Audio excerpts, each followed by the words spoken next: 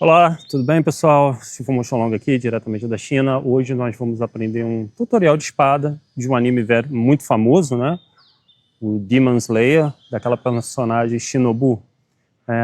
Nesse anime você tem várias formas de utilizar a espada, ou sacar, ou guardar a espada, mas através da cultura japonesa. Mas a gente pode adaptar esses movimentos, esse flow, né, que a gente chama, também para o Kung Fu, para cultura chinesa. Eu tô com uma espada aqui que não é uma espada chinesa, ela imita uma espada japonesa e a gente vai adaptar, porque a espada chinesa, diferente da espada japonesa, ela é uma lâmina de dois lados, né? Ela corta dos dois lados. Então até em chinês, a espada japonesa, a katana ou a katana, ela é chamada de dao, ou de facão. Né? Aqui a gente tem também a broadsword, que é chamada em inglês, né? Ou facão em português, que é certo.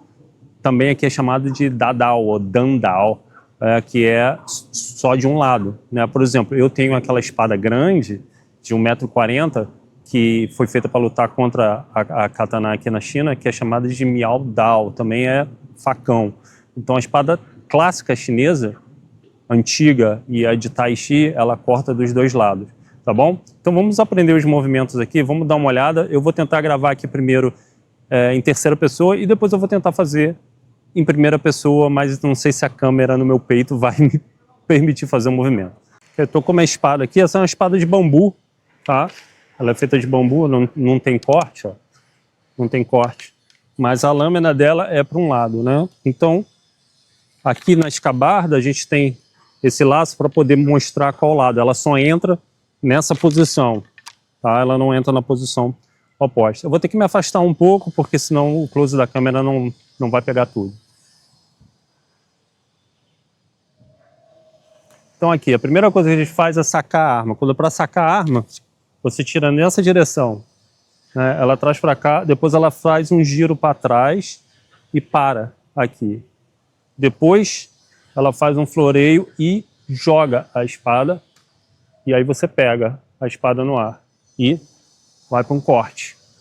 Então lentamente você faz um para trás, dois para cá e pega, corta, tá? Então aqui tem que tomar cuidado, porque esse corte, a lâmina tem que ficar desse lado e não cortar. A gente chama aqui de dalbei, ou as costas da espada, tá? Tá bom? Fazendo bem lentamente, né? Então você tem 1, 2, 3, 4. 1, 2, 3, joga, corta. É muito difícil fazer em primeira pessoa, gente. A câmera não fica estática.